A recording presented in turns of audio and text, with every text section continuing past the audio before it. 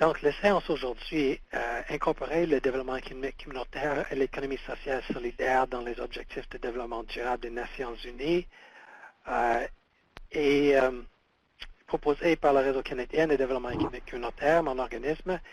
Le réseau est un réseau pan-canadien qui regroupe quelques centaines d'organismes locaux et des individus qui s'investissent dans le développement économique local pour une économie inclusive et durable.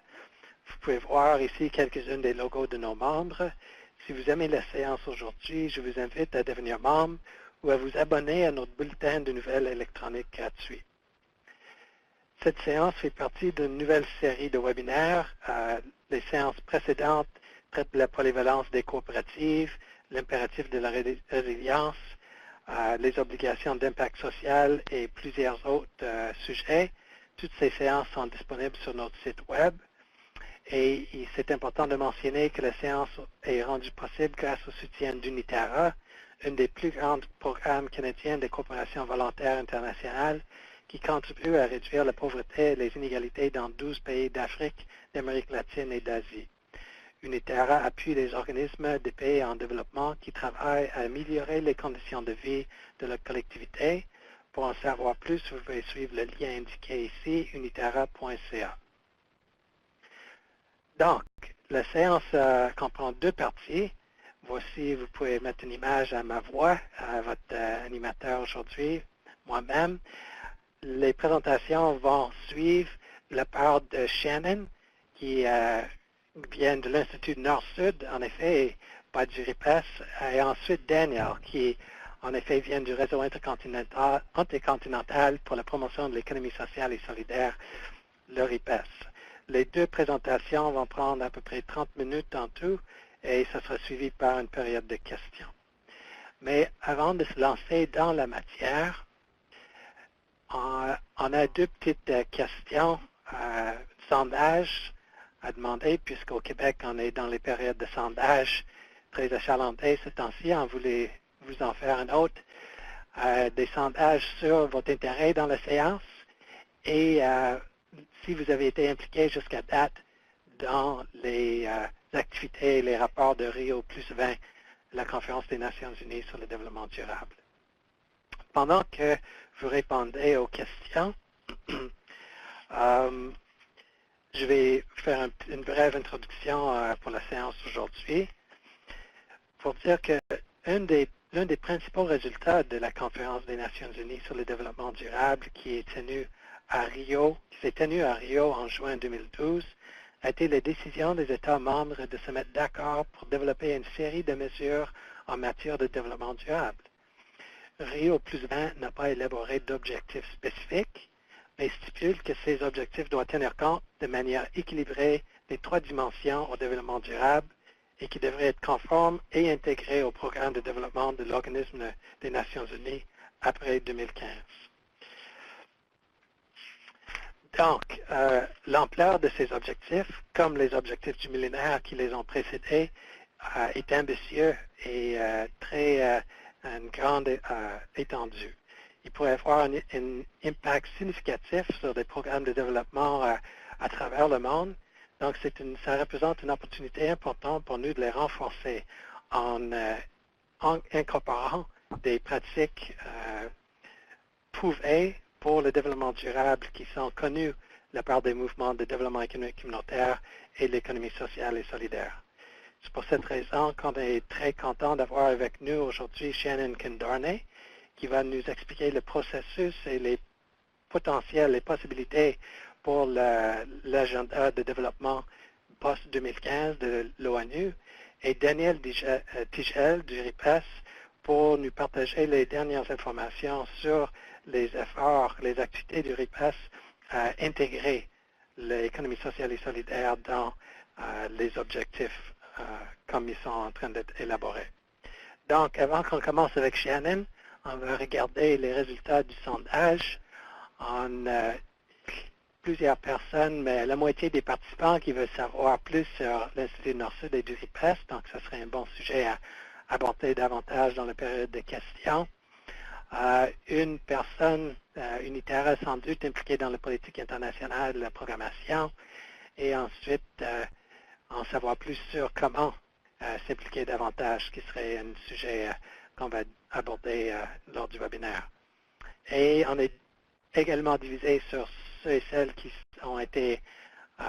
ont suivi les activités et le rapport de VO plus 20, la moitié qui ne l'ont pas. Donc, on va commencer. Il me fait plaisir de présenter Shannon Kindorne. Shannon dirige le travail de l'Institut Nord-Sud sur le développement de la coopération et mène des recherches dans le cadre du programme de gouvernance pour une croissance équitable de l'Institut Nord-Sud, portant principalement sur la gouvernance et l'architecture de l'aide internationale et sur l'aide et le secteur privé. Avant de se joindre à l'Institut Nord-Sud, Shannon a surtout travaillé sur la gouvernance et les droits de la personne, sur le commerce et le développement à l'Agence canadienne de développement international. Je vous remercie de vous joindre à nous aujourd'hui, Shannon.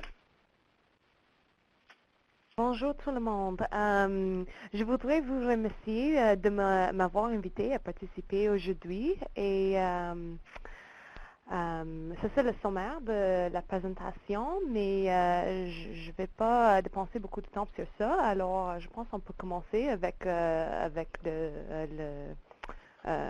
de suite. Super, merci Shannon. Alors, les objectifs de développement durable, si j'ai bien compris, sont issus d'un long processus de planification et de développement des Nations Unies. Oui, certainement. Une série de conférences sur le développement durable ont été tenues au cours des 2 dernières décennies. La Commission Brundtland définit le développement durable comme un développement qui répond aux besoins du présent sans compromettre la capacité des générations futures de combler leurs propres besoins. Alors, malgré cet engagement politique de haut niveau envers le développement durable et l'optimisme qui l'accompagnait les années 1990 et 2000, on était le théâtre de la séparation plutôt que de l'intégration des piliers environnementaux, économiques et sociaux qui ont caractérisé le programme de développement durable. Alors, les conférences sur le développement durable ont exercé une plus grosse influence dans les cercles environnementaux que dans les cercles du développement. En fait, le développement durable est devenu synonyme de durabilité environnementale plutôt que de l'approche élargie à 3 piliers comme environnementaux, économiques et les sociaux, qui a déjà été conceptualisé. Alors, parallèlement, le programme de la réduction de la pauvreté a gagné en importance, ce qui a été exposé dans les OMD, Objectives the Millennium Development Goals, pour essentiellement devenir le cadre des affaires de développement international. Bien que l'OMD 7 soit consacré à la durabilité environnementale, il est généralement reconnu pour mettre l'accent sur la pauvreté, sur des autres services sociaux comme l'éducation et la santé, ainsi que sur les pays en développement. Donc, où est-ce qu'on est rendu maintenant dans le processus pour le développement des objectifs de développement durable? Well, à la suite de la conférence Rio Plus 20, le monde tourne maintenant son attention vers la création des objectifs de développement durable, les ODD. Parallèlement, des discussions ont aussi été tenues sur ce qui suivra les OMD, dont la date quand les OMD vont finir. Alors, de façon générale, 2 flux de travail ont vu le jour. Un pour les ODD et un autre pour le programme de développement après 2015. Toutefois, des commentateurs officiels et non officiels ont convenu qu'ils devraient être regroupés. Des demandes ont été formulées pour qu'on vraiment on veut que les ODD représentent le nouveau programme pour après 2015 aussi. Alors, on veut que les deux processus fusent. Sur le plan des ODD, un certain nombre de contributions sont apportées.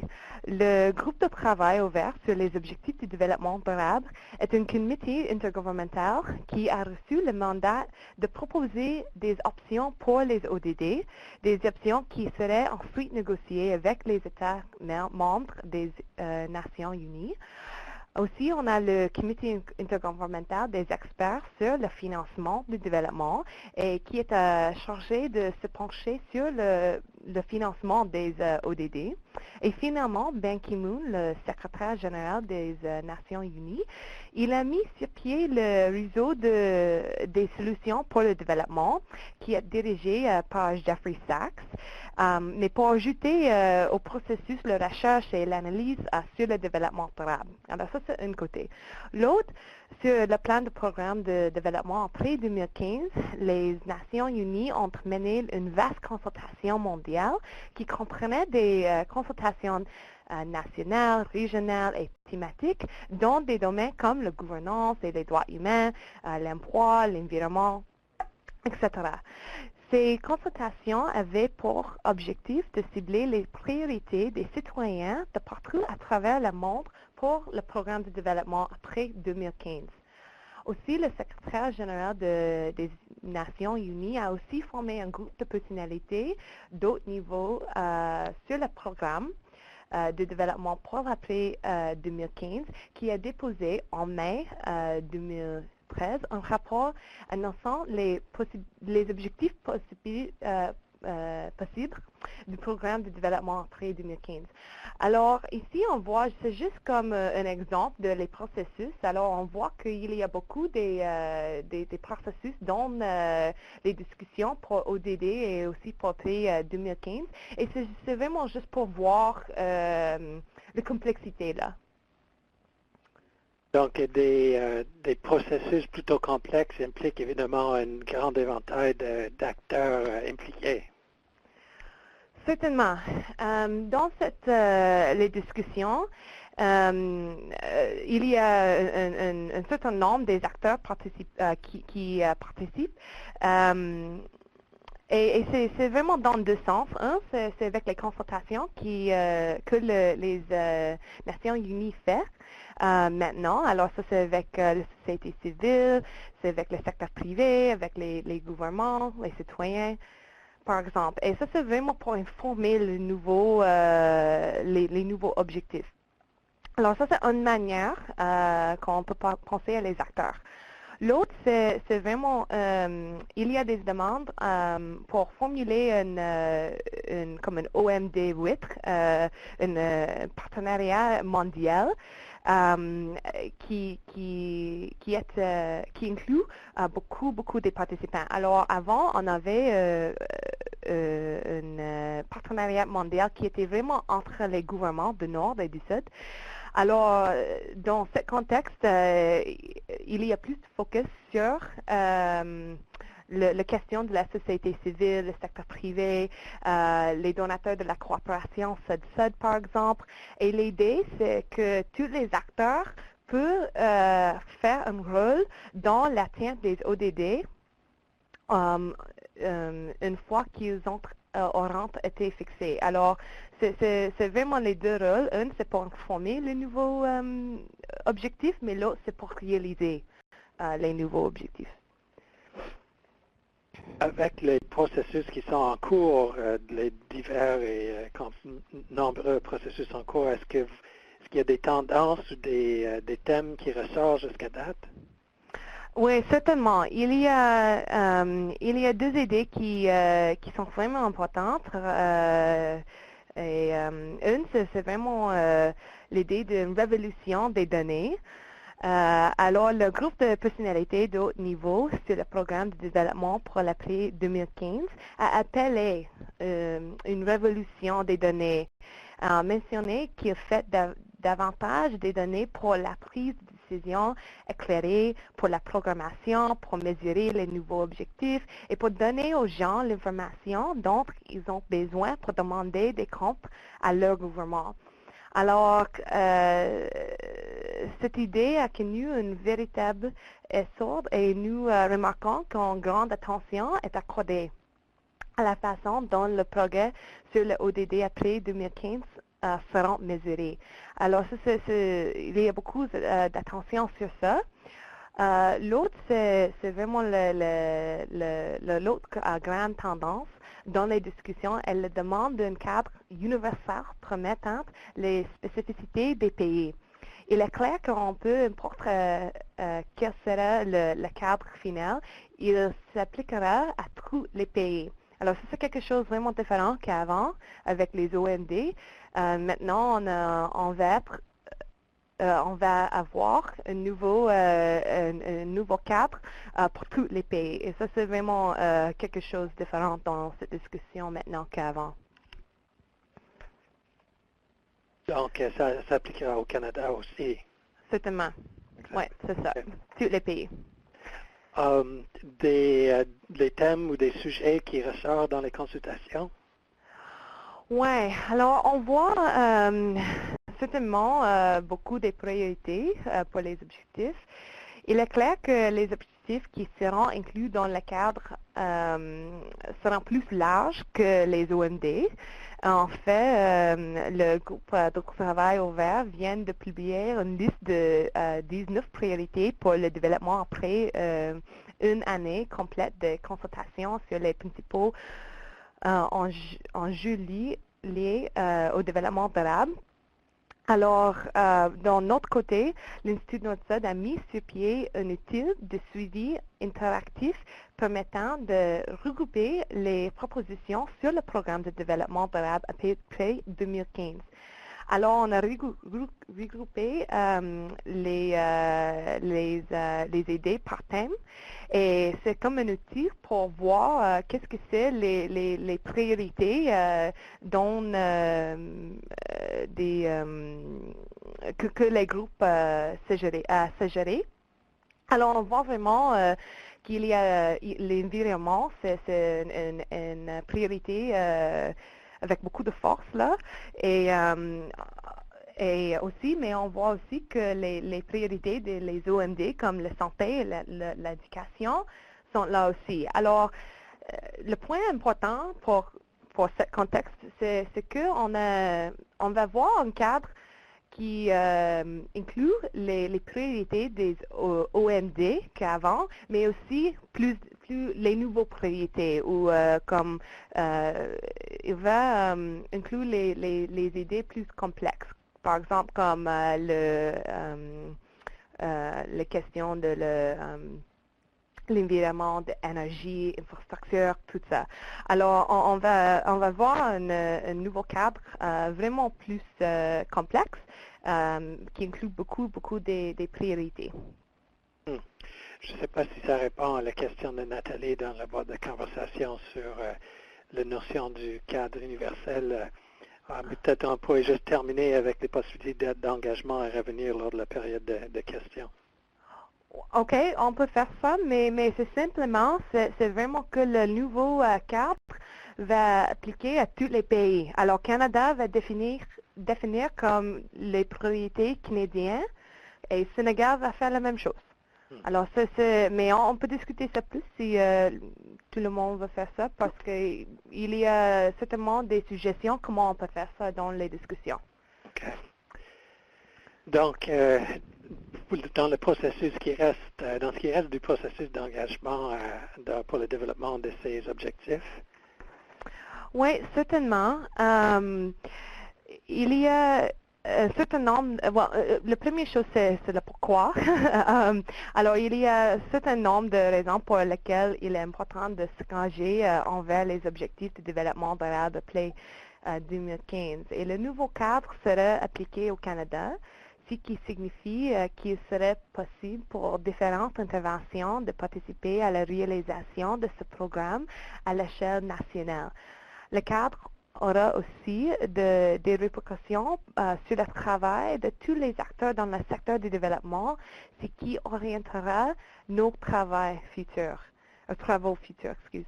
Finalement, le mis en ouvre les ODD après 2015 devraient être multi-partite, comme multi-stakeholder.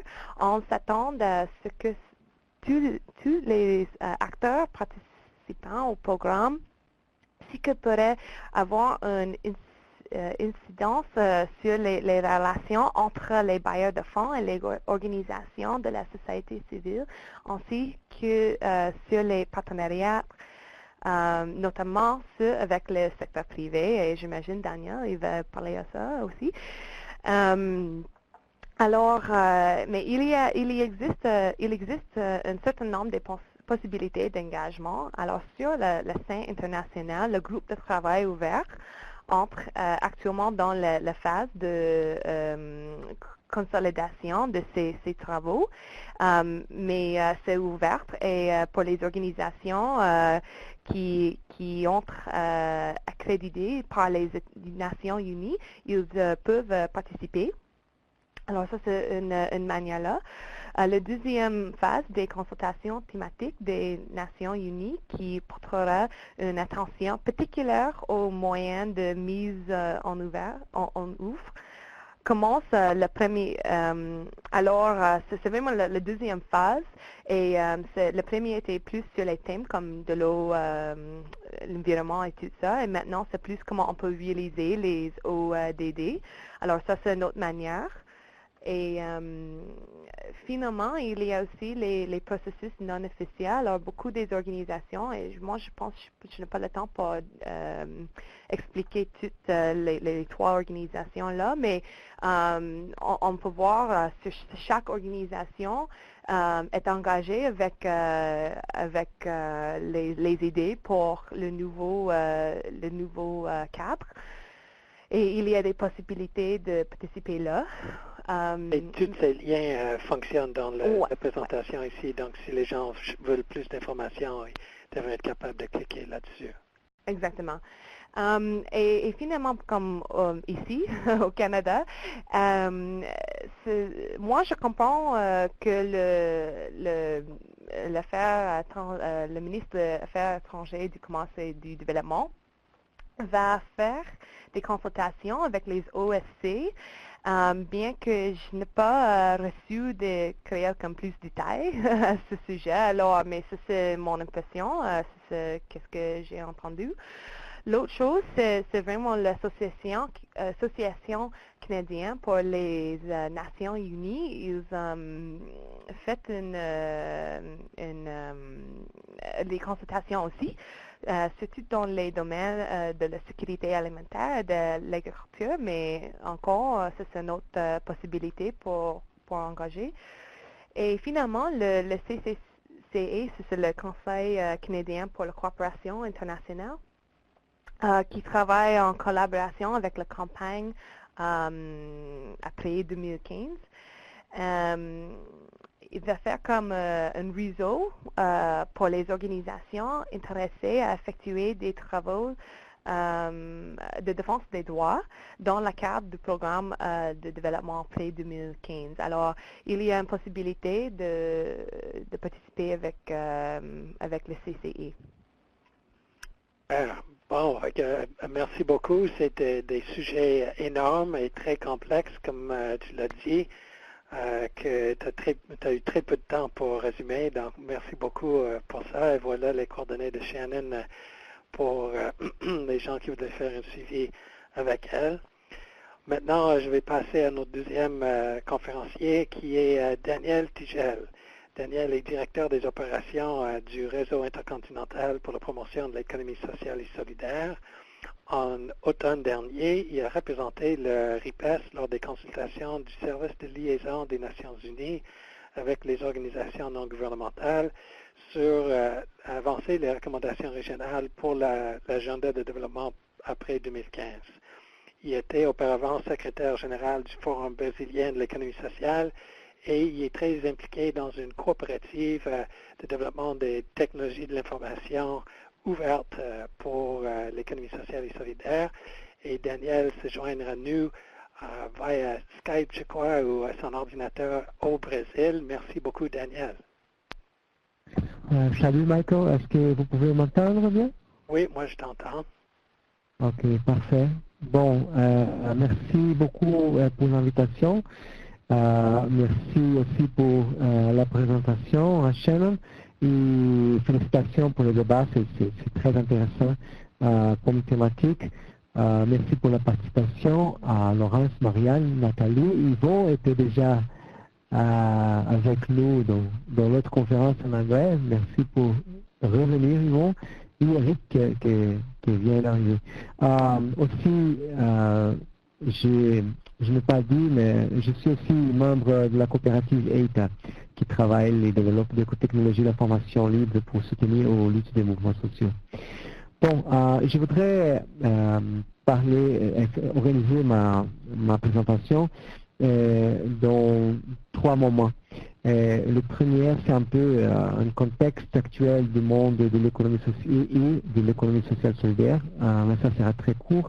Et après, un peu une vision un peu plus critique sur la situation de l'ONU maintenant, dans les jours d'aujourd'hui. Et la troisième partie, qui sera la plus importante, sera un peu sur les efforts que nous sommes en train de conduire en tant que mouvement d'économie sociale solidaire, d'essayer d'influencer l'agenda après 2015 sur les objectifs de développement durable. Bon, pour le premier moment, sur le contexte actuel, il faut dire que après cette crise de 2008, il est devenu de plus en plus clair qu'on n'a pas plusieurs crises séparées, on a une crise systémique qui se manifeste dans de divers secteurs et qui est enracinée et causée est une conséquence d'une série de choix qu'on a fait en tant qu'humanité. Donc on peut dire que cette crise que nous avons, elle est plutôt systémique, elle est générale, elle est une crise civilisatoire. On ne peut plus dire qu'il y a les pays développés qui sont les modèles à suivre pour les pays qui ne sont pas en développement ou qui sont sous-développés, car les pays développés sont aussi avec plusieurs problèmes de la sécurité et des relations sociaux. Et des problèmes militaires, d'accès à la bonne nourriture, et même sur la raison même d'être comme être humain, un processus de frustration comme des êtres humains, etc. Donc la situation elle est très difficile et un débat sur le changement des objectifs de développement pour l'après 2015 devrait avoir sur son génétique un changement plus profond sur le modèle de développement que nous avons aujourd'hui. Et en même temps, il y a plusieurs initiatives dans le domaine des alternatives, dans l'économie sociale solidaire, dans l'agroécologie, dans l'agriculture paysanne, dans les circuits courts, dans les rapports directs consommateurs-producteurs, dans les monnaies sociaux, locaux, etc., etc., etc. Mais plus que ça, plus que d'avoir des initiatives isolées, de plus en plus on voit que l'économie sociale solidaire pourrait offrir des perspectives de repenser les voies du développement, plus que simplement être une réparation pour les gens qui sont marginalisés. Et elle est importante pour cela, mais elle n'est pas restreinte à cela. Bon.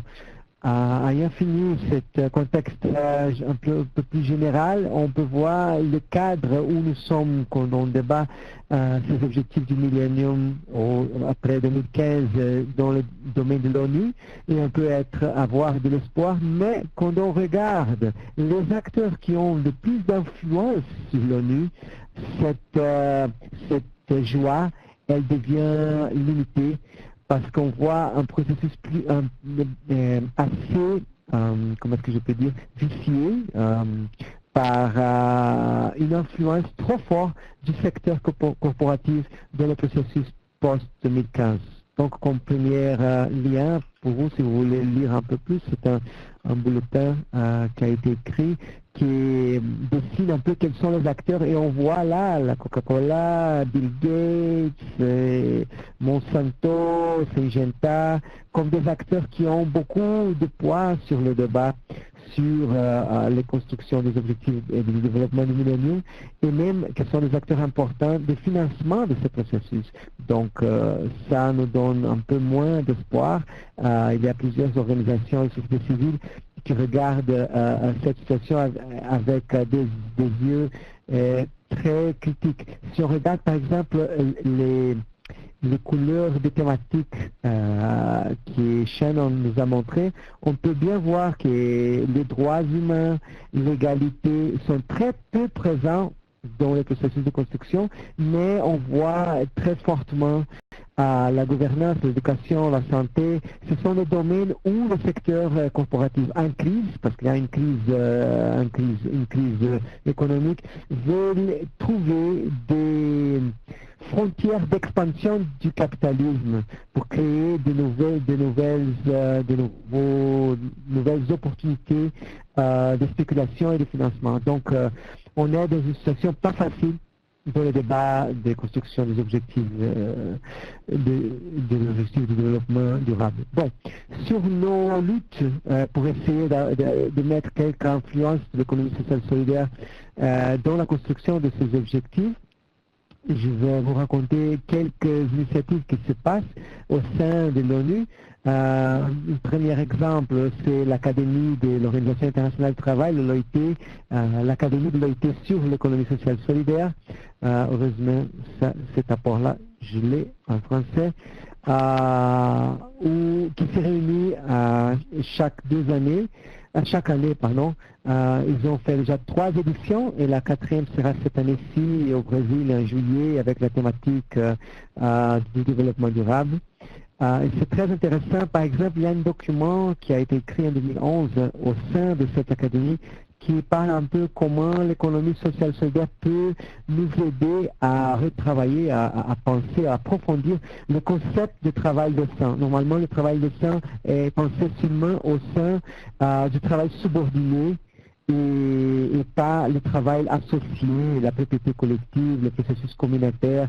Ça n'est pas inscrit dans le cadre du travail décent. Et on essaye d'avancer dans cela avec le débat au sein de cette académie et dans des autres débats. Un autre moment important dans le processus de l'ONU, c'était la rencontre Rio Plus 20.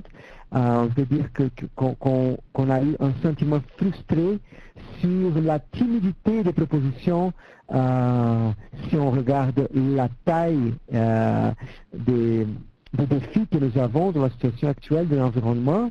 Et heureusement, ce qu'on a vu, c'était à la fin une tentative, un essai de créer un champ d'expansion du capitalisme avec une commoditisation de la nature et de la vie, avec l'idée du marché vert, de l'économie verte, etc. Et ça a été fortement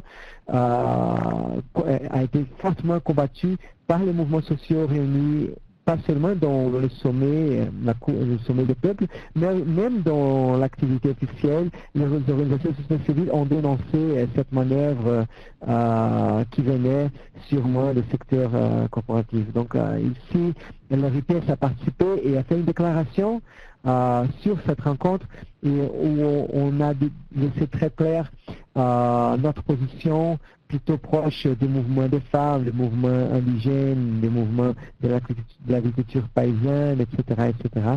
Et dans seulement 2-3 jours, on a réussi d'avoir presque 400 signatures des organisations et des réseaux des 5 continents. Ça, c'est un document intéressant pour comprendre un peu le processus de Rio Plus 20 et le sommet du peuple et les propositions qui étaient sur la table.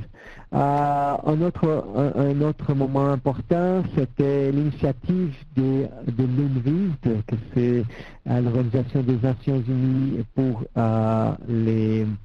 les études et investigations sur le développement durable. Ils ont réalisé une conférence en mai 2013 sur le potentiel et les limites de l'économie sociale solidaire. Ça, c'était une conférence très intéressante.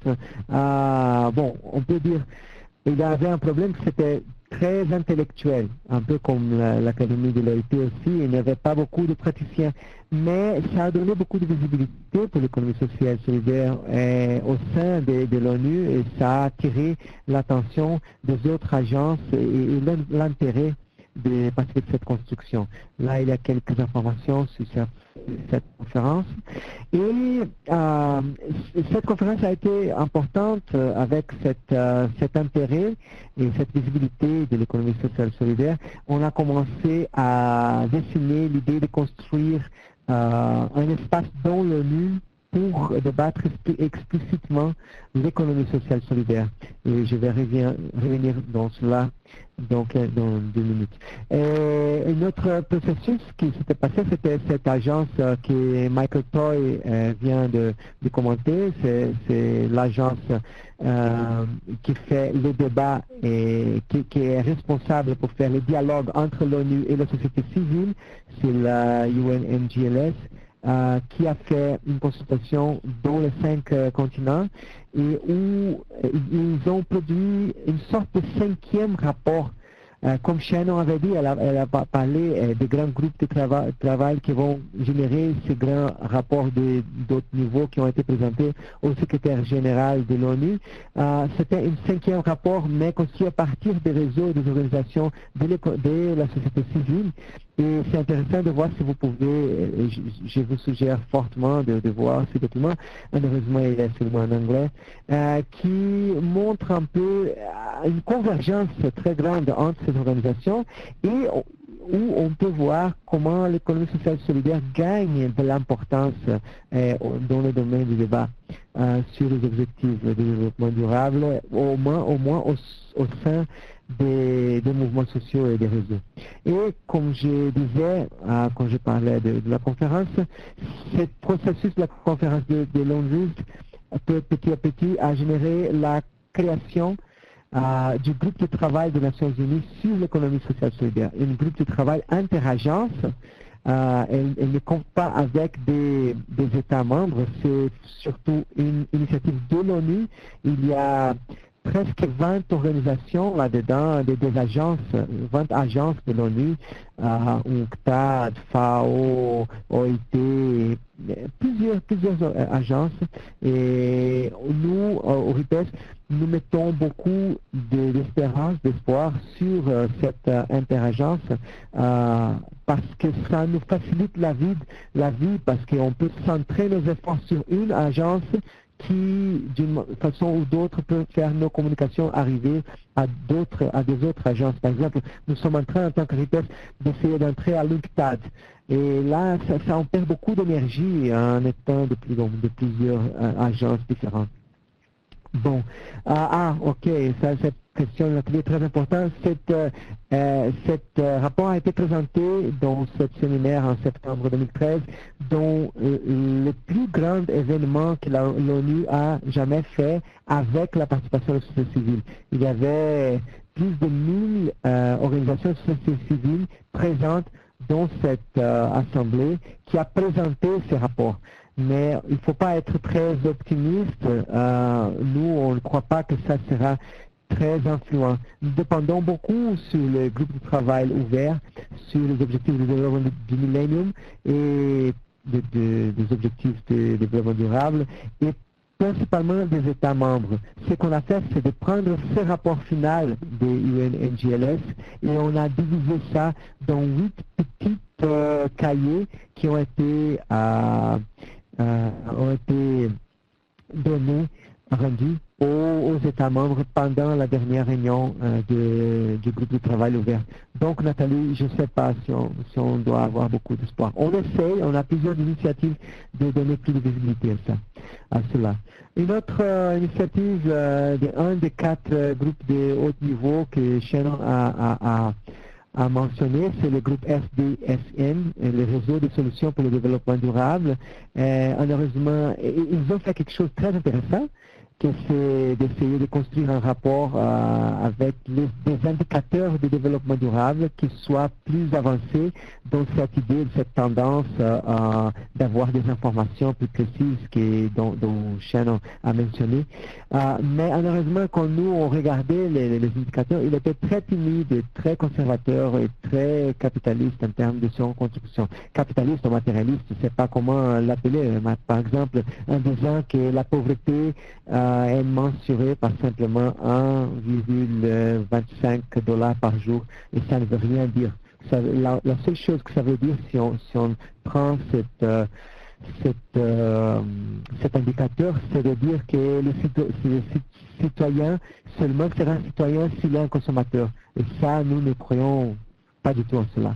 Mais bon, comme apport, donc, nous avons fait quelques contributions en tant que RIPES pour ces indicateurs. Cette consultation qu'ils ont fait ouverte sur ce rapport, elle est toujours ouverte. Si vous voulez contribuer, je crois qu'aujourd'hui c'est le dernier jour.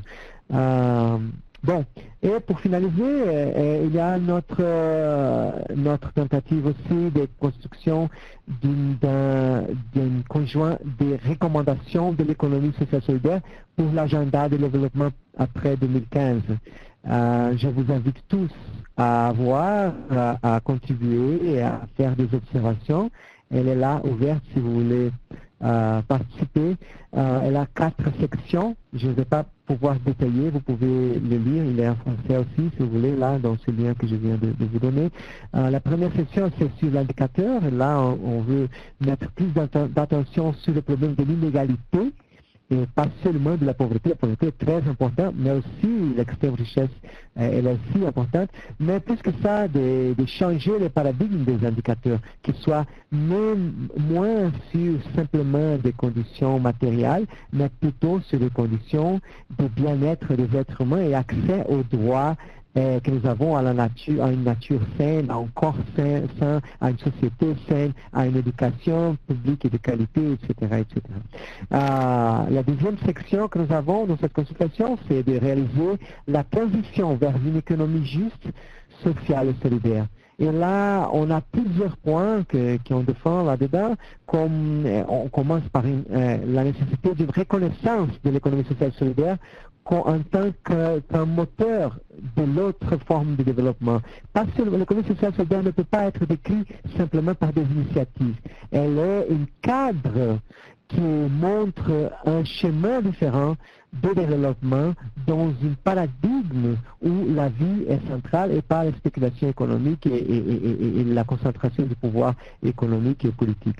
Et là, dans cette reconnaissance, il y a à voir avec des politiques publiques qui sont pour l'appui de l'économie sociale solidaire à partir de ces diverses manifestations.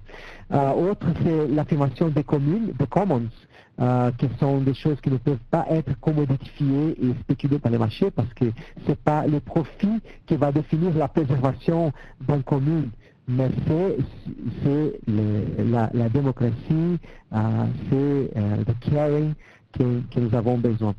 La reformulation du système financier, le problème des accords de commerce et d'investissement internationaux qu'il faut réformer et de soumettre les partenariats actuels entre États et le secteur privé à des mécanismes de réduction des comptes et de transparence. On parle beaucoup de gouvernance dans les objectifs de développement durable maintenant, mais surtout sur la gouvernance des gouvernements. Et très peu sur la responsabilisation des actions des grandes entreprises, principalement dans le niveau de l'extraction, l'éminération, etc., des grandes entreprises et corporations. Donc il faut aussi avoir les réductions de comptes, de transparence et de gouvernance pour le secteur entrepreneurial. Bon, nous parlons sur cela aussi dans cette section de la transition vers l'économie juste, sociale et solidaire. Et la troisième section, c'est de l'adopter une approche du développement fondée sur les droits humains comme base. Et finalement, la quatrième section, c'est la participation et la transparence, principalement la proposition que nous avons qui a été très bien reçue par l'interagence de l'ONU dont le RIPES fait partie maintenant, que c'était qu'on puisse faire un effort conjoint entre les agences, entre les secteurs de la société civile de l'économie solidaire, des conférences périodiques ensemble sur l'économie sociale solidaire. D'un côté, pour visibiliser l'économie sociale solidaire comme stratégie de développement durable, mais aussi comme forme et façon d'échanger sur les politiques publiques, sur les pratiques dans les différentes thématiques du mouvement de l'économie sociale et solidaire. Bon, c'est ça que je viens de dire, Laurence, dans cette UN Task Force. Maintenant, ce qu'on a, c'était une proposition du RIPES. Le central maintenant sera comment on peut travailler ensemble, toutes ces agences que nous avons et le RIPES et les rencontres de Mont-Blanc qui sont dans cette interagence, comment est-ce qu'on peut travailler ensemble pour réussir d'influencer la construction de l'agenda des objectifs de développement durable après 2015. Nous aurons une réunion maintenant début avril où nous allons discuter exactement ça. Nous savons qu'un processus clé, c'est le processus du groupe de travail ouvert qui est composé par les États membres et qui a été créé pendant Rio +20. Et ça sera un moment clé où il faudra avoir un bon travail concerté par les acteurs autour de l'économie sociale solidaire et pour qu'on puisse influencer le processus de l'agenda. Je voudrais conclure avec un commentaire.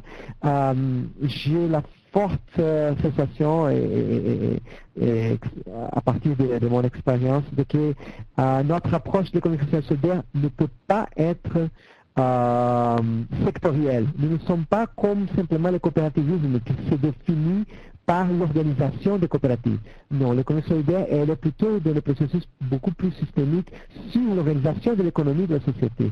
Et donc, il ne faut pas que nous soyons seulement centrés sur les agendas spécifiques de l'appui des initiatives de l'économie sociale solidaire. Non, il faut débattre la santé. Quelle santé nous voulons?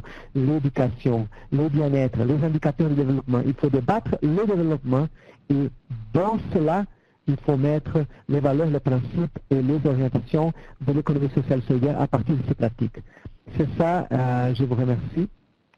Super, merci beaucoup Daniel. C'est un autre sujet et question très complexe. Comme Shannon a fait le tour des processus et des objectifs jusqu'à date, donc je te remercie d'avoir fait tout ça dans très peu de temps. Donc, on va passer actuellement avec les 10 minutes, ou plus ou moins, qui nous reste à une période de questions. On a déjà eu quelques questions dans la boîte de conversation auxquelles on a répondu, mais vous pouvez en ajouter d'autres. Je vais désactiver la fonction de synchronisation des diapositives qui devrait permettre à tout le monde sur le webinaire de avancer et reculer à travers les diapositives pour revenir sur quelques diapositives que vous n'avez pas eu le temps de voir assez longuement ou aussi d'accéder aux liens qui devraient être activés dans les présentations.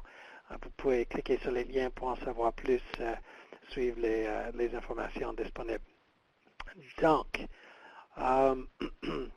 allons-y avec les questions. Je vois que Nathalie est en train d'écrire.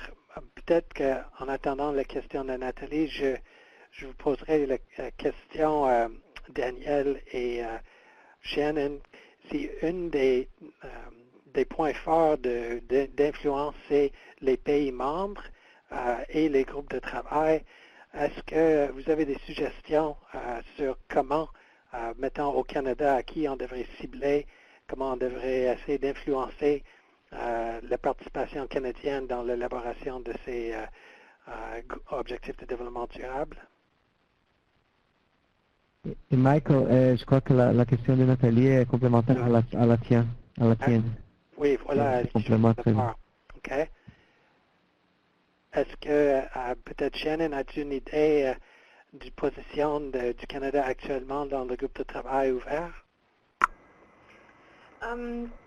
Quand j'ai parlé avec les gens qui travaillent pour le gouvernement, j'ai le sens qu'il n'y a pas beaucoup d'espace pour négocier exactement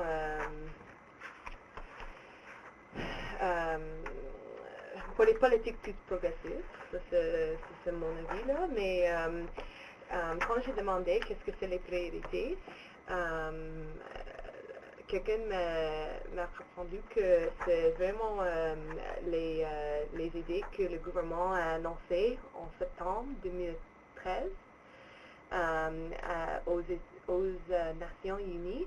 Alors, on a identifié les priorités comme la pauvreté, les questions de les données et accountability, éducation. Alors, c'est le Canada qui a soutenu les consultations avec les Nations Unies pour l'éducation, par exemple. Et l'autre, c'est vraiment de santé maternelle, je pense que c'est le bon, et pour les enfants, comme le gouvernement aime beaucoup. Alors, ça c'est vraiment les priorités comme officielles.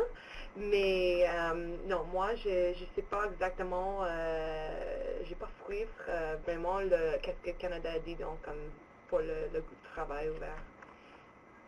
Et tu as mentionné plutôt, je pense qu'on s'attend la possibilité d'une consultation ou au moins une prise de position plus publique de la part du ministère des Affaires étrangères, suite à laquelle on pourrait peut-être avoir une opportunité, ou du moins les acteurs internationaux, les organismes de coopération internationale ou de développement international seront sollicités pour donner leur avis sur la position du Canada. Mm-hmm. Ouais, comme je disais, il y a certainement des opportunités comme avec les groupes comme le CCE, mais moi je trouve c'est vraiment difficile parce qu'il y a une différence entre qu'est-ce que le gouvernement, les gens qui travaillent pour le gouvernement vont faire et comme la priorité sur l'après 2015 avec les politiciens. Alors, moi, je pense, j'ai l'impression que c'est un environnement vraiment difficile. Pour nous, on focus plus sur comme les gens internationaux, comme on participe dans les discussions internationales parce qu'on voit qu'il y a plus d'opportunités d'influencer les discussions là et pour donner les idées plus progressives. Et avec ça, peut-être, pour moi, je pense qu'il y a plus d'opportunités là, dans ce sens. Et avec ça, on peut peut-être influencer le gouvernement ici à cause que la direction internationale. Mais pour moi, je ne vois pas beaucoup des opportunités. Alors, CCCI va faire les consultations, l'Association canadienne des Nations Unies va faire les consultations aussi, mais moi, j'ai pas beaucoup espoir, peut-être c'est le bon mot, avec le gouvernement. Mais ça, c'est juste mon avis personnel. Là, mais c'est un point de vue d'expérience, je pense. Puis, et les consultations dont tu parles, c'est des liens qui étaient dans tes diapositives plus tôt. Donc, c'est avec ça, pour l'instant, où on devrait focuser nos efforts peut-être au Canada, tu dirais.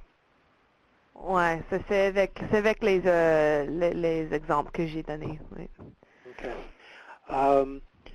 Et Nathalie qui demande si elle comprend bien, actuellement, il n'y a pas de porteur de l'économie sociale et solidaire au niveau politique ou même potentiel. Est-ce qu'il y a des pays, peut-être Daniel saurait, est-ce qu'il y a des pays qui avancent les objectifs ou le sujet, les valeurs de l'économie sociale et solidaire au sein des Nations Unies?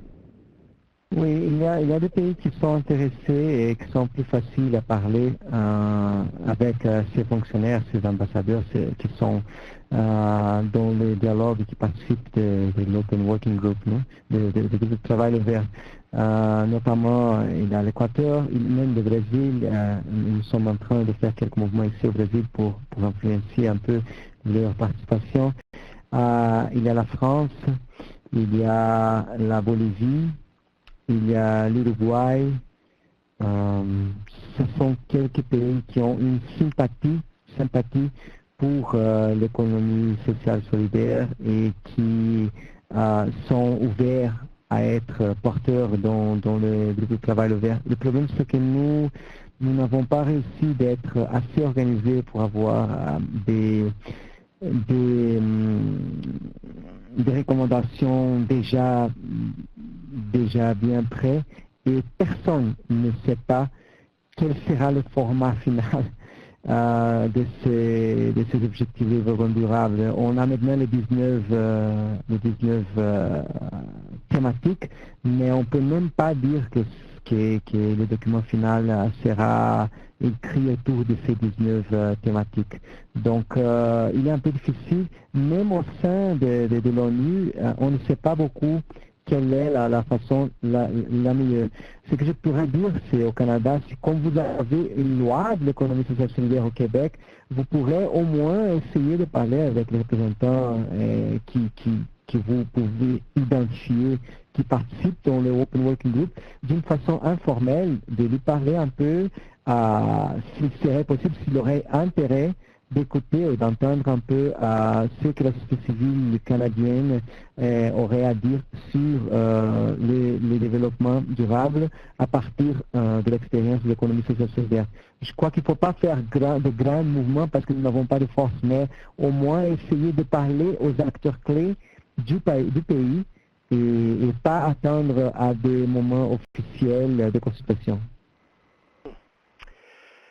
En effet, c'est des stratégies qu'il va falloir poursuivre et comme Shannon vient de dire, il y aurait peut-être du travail à faire pour bien cibler les personnes impliquées et faire des approches ou des vérifications avec eux pour essayer d'encourager des pensées dans ce sens. Je crois qu'il y a beaucoup de monde qui écrivent dans le boîte de conversation, mais le temps est écoulé malheureusement. Je vais ramener la diapositive en synchronisation, puis je vais dire quelques mots de clôture pendant que vous ajoutez d'autres commentaires dans la boîte de conversation. Vous avez donc vous voyez ici quelques liens supplémentaires pour des informations, en plus des liens que Shannon a fournis dans ses diapositives et Daniel a ajouté à la boîte de conversation. Il y a beaucoup de ressources pour plus d'informations. Tous les participants inscrits au webinaire devaient recevoir un courriel il y a quelques minutes qui contient un lien d'un sondage d'évaluation. C'est un petit sondage très rapide, ça ne devrait pas prendre plus qu'une minute. Je vous invite à prendre quelques secondes pour y répondre tout de suite. Vos commentaires sont très importants pour nous. Et donc, je tiens à remercier encore une fois Shannon et Daniel d'avoir pris le temps de partager ces sujets complexes avec nous dans très peu de temps aujourd'hui. C'est un très bon début sur les questions. Nous avons beaucoup de pain sur la planche pour poursuivre nos travaux, essayer d'influencer les processus d'élaboration des objectifs du développement durable. Et c'est grâce à Uniterra qu'on a pu avoir ce webinaire aujourd'hui. Donc, un gros merci à Uniterra et aussi merci aux participants aujourd'hui pour votre contribution, vos commentaires et questions dans la boîte de conversation. C'était très enrichissant. La présentation et l'enregistrement seront postés, affichés sur notre site web dans les prochains jours et nous vous enverrons les liens aussitôt qu'ils sont disponibles. Donc, le webinaire se termine ici. Merci beaucoup à tout le monde pour votre contribution et une très bonne fin de semaine. Bonjour.